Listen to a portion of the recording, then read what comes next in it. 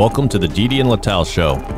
Advice, thoughts, and stories from a married couple on cybersecurity, technology, and life in general. Now here are your hosts, Didi and Lital. Hello and welcome to the Didi and Lital Show. Happy 2025. Happy 2025. It's a quarter of a millennia. Quarter of a millennia. Yes. And we were adults when the millennia came. Of a century. Yeah, whatever. Whatever. Who cares? I don't know. It's early morning when we're here. Yes. A quarter of a century. Yes. Yeah, it's crazy, isn't it? Yes. It is. We're old as shit. Like And I'm 50. 25 years went by. Yes. Yeah, and you're 50. I'm 50. I'm 50. I turned 50 December 30th, and I celebrated it in Israel just to piss you off. It was awesome. My mom surprised me by saying, my mom never listens.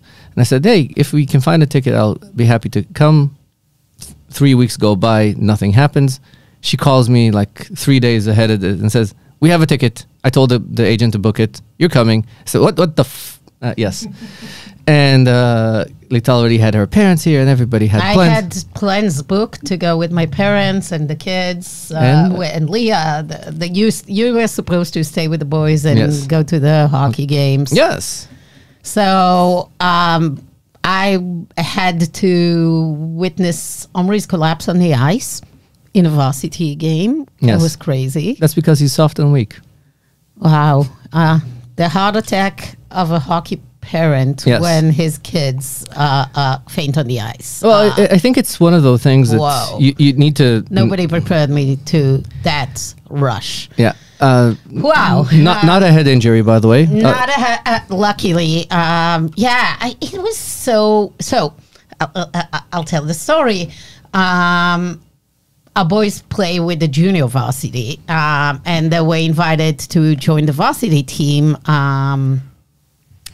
during Christmas break. Yep. To play with them. And the varsity team is the shit. Like, it is like a mini, as if it's a Bruins game. Like, they play the anthem, like the main line, the first line, they kind of stand up and they call the names and there is music and the game starts and blah, blah, blah, blah, blah. And actually the boys were so excited. They had hockey practice before that. And then they came to the game. The game was supposed to start at 8. It's 8:30. They're not even, the Zamboni is not even in. It's like a big show. And I think they didn't eat anything since lunchtime. So they were kind of like hyped on nothing. The whole thing is really fun. And then they both hit the bench, they just Warm the bench. So yeah, they were kind of waiting for the minute, and then late into, I think, third period. You're lucky of me, I wasn't there. I don't know. Very late. It's like almost 10 p.m. at night with all the things. And Omri gets on the ice. He gets on the ice for like 20 seconds. And he doesn't even have the puck, and a kid hits him at the chest, and it's just a normal kind of check or not, but I don't know. And he falls. It's not. It's one of those things that you need to be prepared for. Yeah. So he got hit in the chest, and then he kind of slowly folded as if he's sustaining some pain, and started moving slowly to go back to the bench. And I'm looking, and I'm like, okay, he got hit. He feels a little bit bad. And then next thing, he's about to kind of step out of the rink, and he just collapsed on the floor, on the ice, and then the paramedic goes and blah, blah, blah, and the whole thing. And I'm like running like crazy to see what's going on with the kiddo. So apparently, it's a reflex when you get hit. In the solar plexus. It's one of those things that when somebody says you knocked the wind out of somebody, that's... Yeah, he said he felt like he couldn't breathe and just ran out of it. And he was very pale. They were worried about, head injury. There was no head injury. Nothing happened. He was mostly thinking about, oh my God, what a shame. Everybody's going to make fun of me. That's all he cared about because he's a dumb teenager.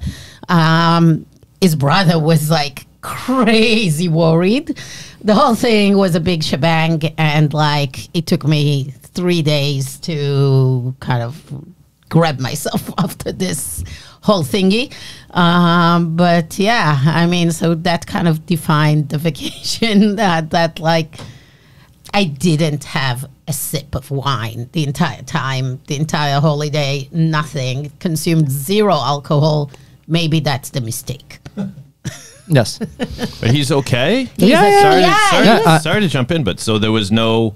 it was really just he got the wind knocked out of him? Yeah, like the minute I went... Lital never did martial arts. Like, she never saw the fact that if you basically punch somebody here in the solar plexus... He was, completely pale when he kind of woke up, but I thought probably he was dehydrated and like of sugar. So, a pretzel and a Gatorade actually got him completely revived, and the game went on and whatever. And the rest of the week was good. He played with the JV team, and I think he scored twice in every of the next games. So 3 games, and he scored 2 goals in each of them. So he's back. He's fine. I had to call him from Israel and yell at him to get him off his ass because he wanted to quit hockey, basically. But I mean, my thing was the day after he didn't want to go to practice, and I was like, "You're going to practice? No way, you're not getting on the ice again." Like immediately, you go back. You don't even think about it. I don't care about it. Like he was like, "No, I need time to rest." I was like, "No, you're fine. Nothing happened. You're good. You need to go. Otherwise, we start getting into this negative cycle in your brain. We're not." But the person that I think got really traumatized is his coach. Yep. So the coaches were kind of, they were worried.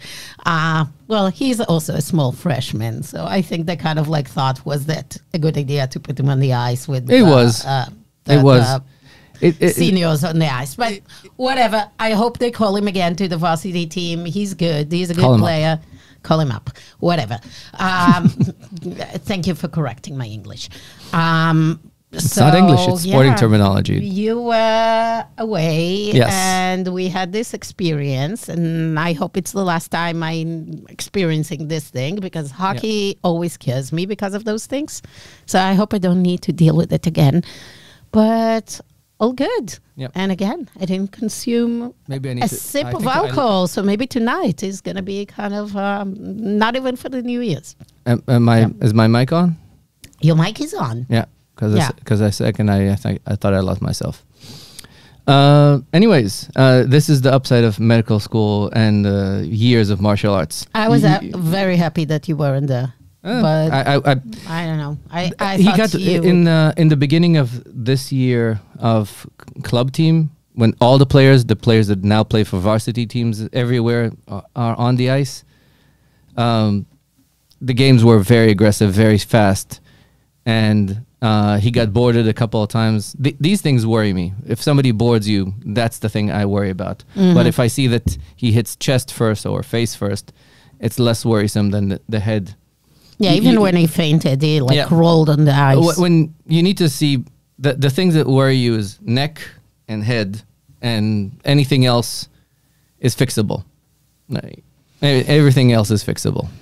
Well, anyways, Tel Aviv was awesome. By the way, maybe we can also have an episode about jumping on the horse. But in the meantime, as I was there in Tel Aviv, walking around in a t-shirt in low 70s, high 60s, and everybody was in a puffer, we came to this topic, which a bunch of friends of mine were sending. Oh, this is yearly statistics for global warming. And what was the statistics showing? It was the warmest ever year. It's a beautiful spiral. No, it's a beautiful spiral curve. Spiral curves it shows you the temperature in a spiral, and it shows you as it goes in, it's colder. As it goes out, it's warmer, and it shows that as in general, we're spiraling in. We're spiraling out. Out is warmer. Yes, Okay. we're spiraling out. And if this was a vase, it would be a vase that goes up and opens up. And it's a very nice graphic, and it shows that the world is getting warmer, and it's not a question. And it's a very interesting statistic. And it immediately fueled the usual global warming conversations. The doom and gloom. The doom and gloom and other things. But one of the interesting elements of this is, at least from my perspective, is that for some reason we've completely politicized a mathematical model that is not very good, not very well explained, and even good friends of mine who deal with math seem to not understand the current state of the math.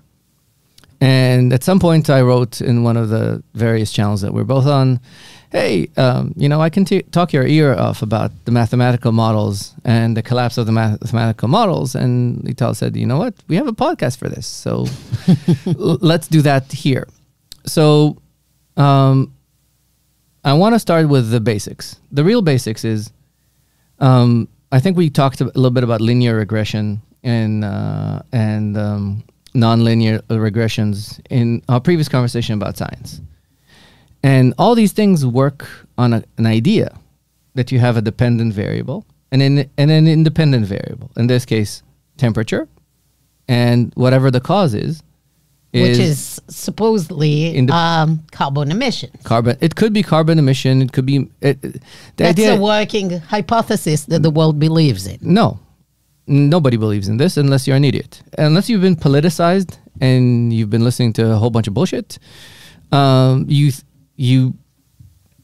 listen to maybe, I don't know, an uncomfortable truth, whatever. Al Gore. Well, Tipper Gore created the stupid parental advisory. So she's on my shit list ever since. And he's on my shit list by proxy because of that. Well, what year the Gore movie came out? Like we were supposed to be in kind of underwater by now. The early 2000s. But regardless, the idea is, it could be that we're disrupting. It could be that we're not disrupting. By the way, I will attach to this podcast on the LinkedIn when I'll post about it. There's a really cool video of the impact of the environment of releasing 14 Canadian wolves into Yellowstone and how it's really changed the environment. Everything from the bridges to emissions to a million things, how 14 wolves have changed the complete ecosystem of Yellowstone. It's an amazing video. I don't know how nobody created a real good documentary off of this, but it's amazing. It also sounds weird that they have data about all those things. No, they do because impacted. because it's a national park. So they always, they can measure everything. No, they count the number of trees. They track by satellite how the riverbanks look like. This is stuff that they've been dealing with for a very long time. They need to know if they have younger trees, older trees. They count how many elk they have. They count how many rabbits. This is the whole idea of a national park. Okay. So they can measure the intervention versus the impact. Exactly. They know that the only change they had in the environment was the additional wolves. The additional wolves and the immediate decline of the elk population. And because of that, they also discovered something really cool, which is apparently... Was it during COVID? No. It was in the 90s. Okay, cool. I didn't watch I need to watch it. No, so you need to watch it. I'll comment after that. They were released in the early 90s. Okay. And it's fascinating because how long did it take for the impact to 30-40 years, a lot of years. Okay. But some of the impacts were really fast because apparently when you reintroduce an alpha predator to an environment, when you introduce an alpha predator into an environment, it immediately changes how the herbivores consume stuff. Because they're not free to walk. They need to worry about being eaten by the wolves. Exactly. It's amazing. Like, look at how the ducks react when Simba just starts knocking on the glass. the fact that there's a cat in the environment, they fear them a lot more than they fear domesticated dogs, because they know that this is their predator. So elk apparently stop. They change how the herd behaves once you have predator in the environment. Exactly. It's really interesting. But back to the environment conversation.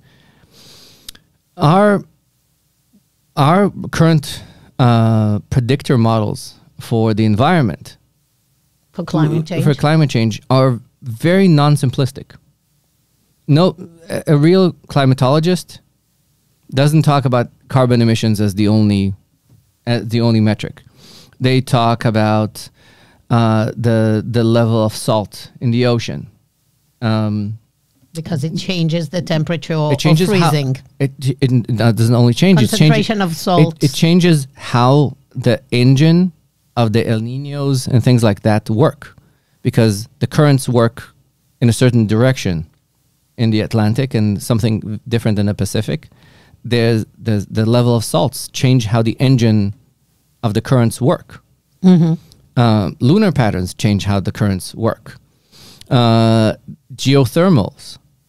We keep saying, oh, geothermals is awesome, but the fact that we tap into geothermals changes the impact of how geothermals work. Geothermals means the heat in the earth. So the example that I gave a buddy of mine, because all these nice little things that show how the world is warming up is from 1880. And the reason that it's there is because in 1883, and I know this because remember the time tunnel in Doug and Tony? Oh, that's a good show. Yes. From my childhood. Yes. So they were stranded on Krakatoa before Krakatoa blows up. Krakatoa, it was a big, big volcano in the Pacific. Its eruption in the 1800s is assumed to be stronger than most of our killer nuclear bombs here. It created a massive tsunami. Just read about it in Wikipedia. It created a massive tsunami. It impacted all the way to Japan, all the way to Hawaii. It was a massive explosion, and it dropped the Earth temperatures significantly. We know this ourselves. Producer Dave was also alive back then in the early 90s. Remember that the Icelandic volcanoes blew up and all the flights couldn't go there. And immediately after that, we got those horrible winters, like winter after winter after winter in the early 90s. So volcano eruption creates a mini ice age. It creates like what is called nuclear winter. Yeah. This is the definition of a nuclear winter. So after the eruption, they started documenting climate? Is that the thing? Why we have data going then? No, we have data going further back. Okay. But that's the thing that I'm saying, that a lot of the presentation, when people want to present how the world is getting warmer, nobody gets to the fact that before that So they don't get to the time when it was warm. They start with the coldest one, which is after this eruption. Yes. They cherry-picked a point in time that was the coldest. Yes. But they just claim that that's the beginning of industrialization, it fits like with the story. So this is really this is when carbon emissions start. So this is really interesting because electricity. Actually us cleaning up the air increases temperature, not reduces, because smog and things like that are not greenhouse gases. It's interesting. I read an article few months ago. I don't remember the details. I'm going to look it up. But some data that shows that potentially the last few years of bad hurricane seasons might be caused, and everybody says it's because of water temperature going up. That's clear. But it might be not because of carbon emission, but actually the reduction of sulfur emission from large ships going. Technology improved, they emit less sulfur, and now there is less of the greenhouse effect over the oceans, which regulated temperatures down. and hurricanes becomes worse. So I guess we don't know how hurricanes, how bad they were, or we don't present the data, how bad they were before this time of, global shipping. Maybe before that, you didn't have this greenhouse impact, and hurricanes were bad, like today. It could be that they were worse. The fact that there's things that we just don't know. It's complex. This is where I wanted to go with I'm summarizing it. This is the part where I wanted to go with some of this element. And this is also an interesting effect. You know what is also an interesting effect? What? CompSci right now consumes the majority of statisticians and good data people. Sure, it pays most. Like you moved from doing statistics and data models for epidemiology, biology, medicine, and you're in cybersecurity. Yes. It pays better. I realized this when I was dealing with COVID, that only one of my friends from this space stayed in public health. Only one. So you're saying climate doesn't have good statisticians? Climate has the worst because if you look at the hierarchy of shit salaries, this is definitely government work. So NGOs. So that means that's the bottom of the bottom. And if you work for an evil drug company that may want you to make the data go away or whatever, the drug companies will pay better in biology. And then Google pays best. And Google and Microsoft and OpenAI and SpaceX. And RSA, when we were doing fraud detection models, which is very similar models to the models that we're talking about, which is multivariate, multi-analysis, multi-step functions, paid significantly better than any part of academia or even medical companies like Teva and these guys that pay much better than the government will pay. It paid a lot better. So you're claiming that the current climate models are not well built? Our current, so there's a part which I think I've said now multiple times. In Armageddon, one of the guys, Rockhound, sits there and says, you realize that we're strapped to a huge bomb that's made out of 250 million parts that was built by the lowest bidder. So this is true. Still true. Still very, very, very true. What happened to those that are stuck in space? Is it still going? No, they brought him back. Elon brought him back. Did he? Yes, because Sonny lives in Needham, so it was on the local news. So I missed this. Yes. In the news. If you were busy being a hockey mom. Well, I did see the Cybertruck exploding and how amazing the Cybertruck was. So Elon is he's the shit. Oh, by the way, now that you are officially a hockey mom, there's the Sarah Palin quote. You know what's the difference between a pit bull and a hockey mom? We don't bite. We do bite. I don't know. The lipstick. That's a Sarah Palin quote. The difference between a hockey mom and the pit bull is lipstick. We could probably put that. Didi, would you like Steve Buscemi? Yes, please. The program home.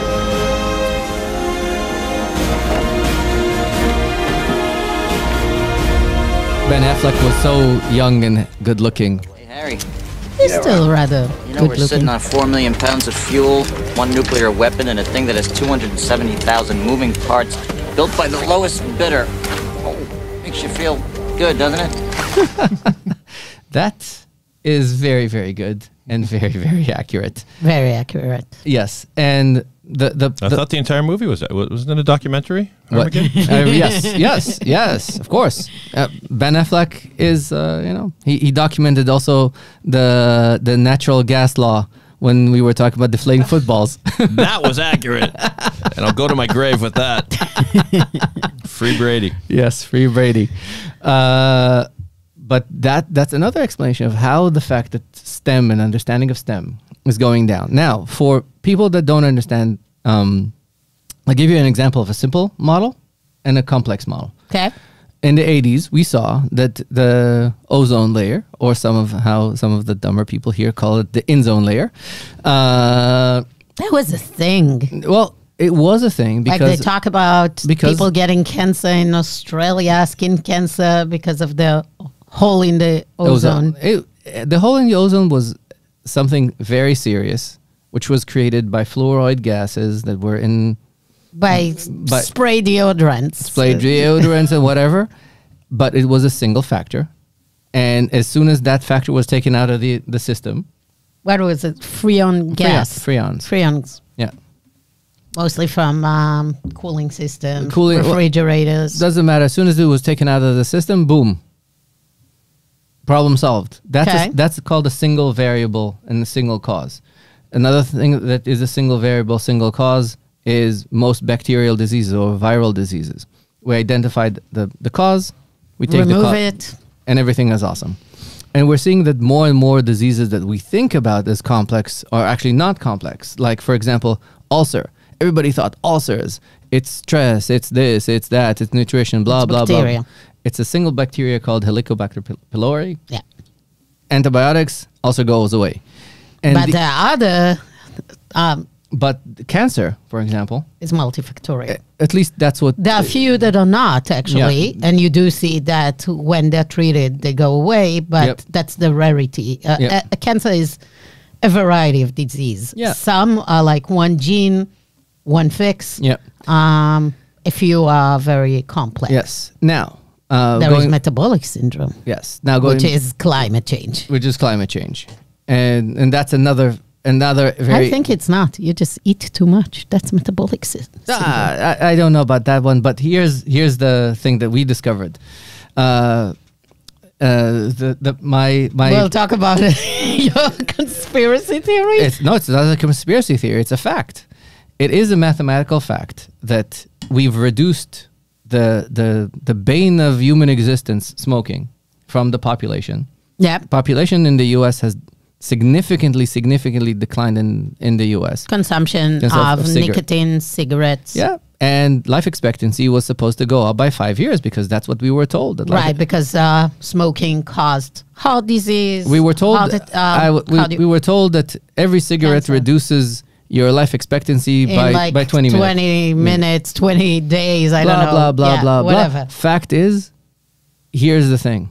We stopped smoking, and because I was in Israel and everybody smokes. It's like you're in a fucking ashtray. The country smells like a fucking ashtray, and everybody's significantly skinnier. As soon as I go back to Israel, I discover that I'm taller than I thought I was. I'm much fatter than I thought I was. You're extremely fat in Israel. In Israel, I am fat. You're fat. But I have everybody's haircut. Everybody has my haircut. True. So they're just So I'm fatter, but everybody's skinnier than I am. Luckily, I met up with my buddy Riv, so I felt better. But the fact is that the population is a lot skinnier, but everybody smokes. And everybody has about, I think, a 4-year life expectancy. Much better than the U.S. Yeah, U.S. is amongst probably the lowest in the Western world. It's the lowest in the Western. And it's declining. That's the and interesting. it's declining. So, and my conspiracy theory is the fact that, if you remember, when most people stop smoking, they start eating. I think everybody that quit smoking started gaining weight. They turn one addiction to another, which is what we have today. Yes. It's food addiction. Yes. So now we're back into our multivariate. Well, it's good for Novo Nordisk and Ozempic. Yes, but we're now back again to my multivariable models. So Didi thinks that quitting smoking caused the world to become go fatter, and now less healthy. And now death rate in younger age are much higher than it used to be. Yes. So are you saying people should go back to smoking and stop eating? No. They should stop eating, period. Listen. And then we actually see the gains of stop smoking. Changing one addiction to the other? is not a good thing. Well, others will claim that it is the fentanyl epidemic It could be whatever. My claim is that in which you die quickly. my claim is No need is for that Ozempic. something we need to be very careful when we deal with models. Is that when you solve problem number one, Problem number two raise its head. becomes problem number one. And it becomes bigger. Exactly. It could be. It could be. And that's Well, something- some will say that, Philip Morris and all the nicotine companies bought food companies, and all the knowledge about addiction was poured into making food addictive. Like, have a look of who owns all the largest manufacturers of highly processed foods, the former Yeah. tobacco companies. So maybe they just moved from one business of making shortening lifespan to another business of shortening lifespan. Yes. I mean, just saying. Just saying. Check the data. But this is going back to the complex models. And from my perspective, the very, very complex models are very hard to understand. And so we are losing the people that understand complex models. Mm-hmm. We have a whole bunch of hype into communication about this. That's like the carbon emission. It's like There's now an industry it's about marketing that's there is an industry. You can buy out carbon emission. It's like a full scam. It's like a few marketeers made this whole story. Yep. And now it's a religion. Yes. Like it's like a cult. Like you cannot say it's not about carbon because, oh my God, like you're a denier of climate and the world, and you're like flatland person thinking that science doesn't exist. Yep. Yeah. And for That's the politicizing of things. But I think it's because people still feel the world is about to end. It's the worst thing ever. And you need people to do something about it. So let's make it a complex story very simple. Let's vilify one thing, one component, industrialization, us traveling, us doing stuff. It's simple. So that people feel good. They move to solar panels and wind turbines and whatever, and they feel like they saved the world, which basically they did nothing. But that's what I call wish cycling. So wind turbines, there's a whole bunch of stuff that is good. When you go into a country that is fueled by coal, you see the difference. The sky is grayer. Things stink more. yeah, coal is bad. So this is where we need to focus on the things that we can actually control. The fact that the cars are now more efficient. When you land in a country where when you still deal with gas guzzlers, your clothes stink after a while. And this is stuff that we need to think about of. Let's solve the smaller problems versus the big ecological. It's like micro and macroeconomics. The supply and demand stuff we understand very, very well. We understand the simple models of I buy more, you buy less. All these things we understand as humans very well. If we can reduce some of our environmental shit into a whole bunch of microeconomics and solve specific problems, like I prefer to have cleaner cars. Sure. I prefer not And to. they are. I mean, I prefer not to deal with. Let's see how we deal with the batteries in 10 years. So we'll get back to you on that one because I'm not even talking about EVs. Like regular gasoline cars are much cleaner. yes, and more efficient. So I think these are the things that we should focus on those things rather than try to understand the bigger thing. The other thing that is really interesting, which I was sharing with people, and people really didn't like me on that one.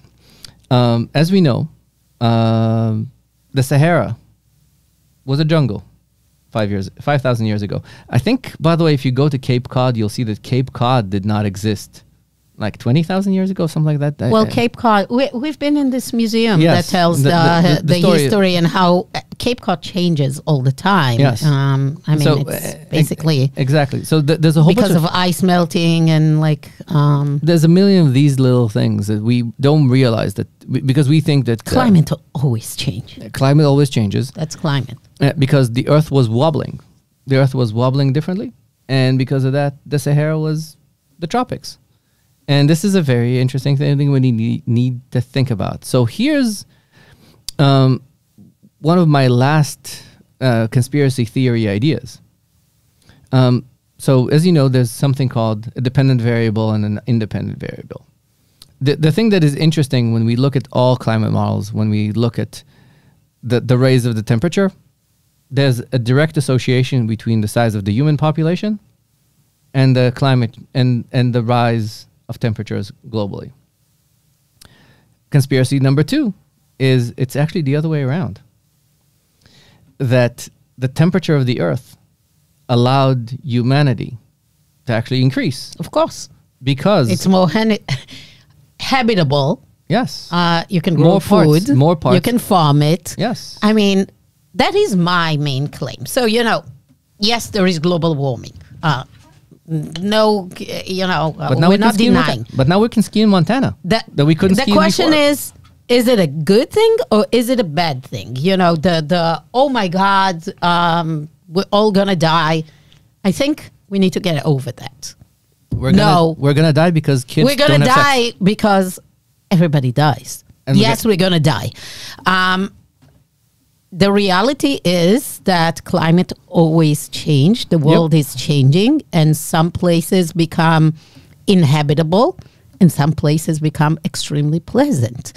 And my problem with the whole politicizing of climate change and making it all, we need to fight it and we need to stop it versus accepting that. I'm not saying you don't need, as you're saying, make the cars, better, have less emissions. It's all good. But I think we need to come to a point of saying, this is happening. That's reality. Probably it's different than what people say. I think that, people still live in Florida. They're not underwater. But yes, they are facing those horrible hurricanes every season. So they should choose if they want to stay and, deal with the chance of the home being disrupted, completely going to the ground every 10 years or move. It's a choice. But looking at the great advantages, like the Northeast, will it be more, better for farming now? The farmers in Maine and Vermont can have longer seasons. Would they benefit from that? Drought. I mean, Israel solved the water problem with amazing desalination technology. California can completely solve its water issues and drought issues with desalination. Just go to it. You are residing by the Pacific. The Saudis resolved The their problem. Emirates, the Saudis, like water was it was believed that all wars in the Middle East will be because of water. In Syria, this is actually the instability, read about it, instability in Syria is a lot of it because of horrible drought that causes a lot of the turbulence 10 years ago that started. Israel solved the problem. So there is no issue. We basically take water from the Med and desalinate them and we use them and it's excellent. So technology is the way forward. And we need to think about how we deal with a climate that is changing and think for a positive and not a negative. Because that's the reality. So, yes, you can also, limit some things, but it's not necessarily going to make an impact because we don't know if that's what's going to make an impact or not. Tomorrow morning, the Yellowstone supervolcano will blow up. And that will solve the problem. It's going to be cold again. It's going to be very cold again. And these are the things, or something in lunar orbit might change. And An asteroid will come in. no, it's not. Not even this. Even a minor change in the lunar cycle can cause the Earth's tilt to change. There's a million of these things. We keep forgetting that. We should do what human beings do best. Evolve. Adapt. We are smart creature that can adapt, can innovate, and that's what we should do. And Yep. be positive. And stop this idea that we shouldn't make babies because they have no future on Earth. They have future on Earth. this have is- babies. Enough with this bullshit. This is no. This, I hate this kind of I'm- cult I'm of all- like the kids have no future I'm all on for Earth. that. I'm all for that. You know why I'm for that? Negative birth rates are terrible for our economy. You will not get your pension fund if I'm not going to be here in 10 years.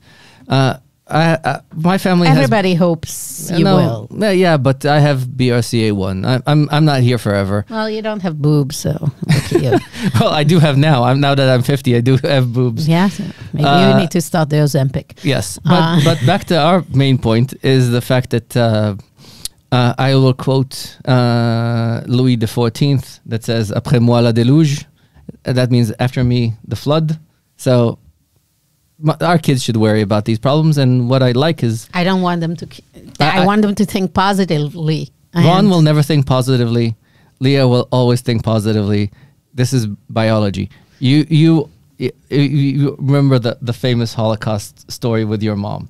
There's some people that by definition always view the world as a negative. Yep. And producer Dave told us that he can have fun in a cardboard box. People that have fun and can have fun. People who are negative. And people that choose not to have kids are negative nannies, and they should not have kids because they will grow a bunch of negative Nellies. And I don't want them around. I like fun people. Visiting Israel reminded me that at least parts of Tel Aviv are full of people that like to have fun and are still fun. And you can still go to a bar in the middle of the night. It's always amazing how Israel comes like amongst the highest in happiness. Yes. Even it's like every night you have a siren waking you up at 2 a.m. because the stupid Houthis this is sending okay. So the this one and only missile they have for the day. So we've been doing this for 44 minutes. Let's wrap it up. Well, but you'll tell it in the next episode. In the next one, not this one. No, keep the Houthi story. Yeah, okay. So we'll have a cliffhanger. Yes. For next episode. Cool. Awesome. Houthi attack next episode. Well, with that, I hope you learn that climate is not what you're being told. If you want to get... Just understand that complex math models... Read up on complex math models. Read up on climate change. If you don't understand the model, shut up and don't express your opinion. Because most of the models, at least those of us that have a PhD in statistics, look at them and say they're defected. So Look at the models. I'm happy to argue with any statistician that will read this and want to show me a model that works. Awesome. So with that, reach out to Didi if you want to get more information about those models. The Didi Lital Show is a weekly podcast. If you like us, rate and review us wherever you're getting your podcast and share with your friends. If you have ideas for topics you would like us to discuss, we'd love to hear from you. Until next time, next week. See you. Bye. Bye. Thanks.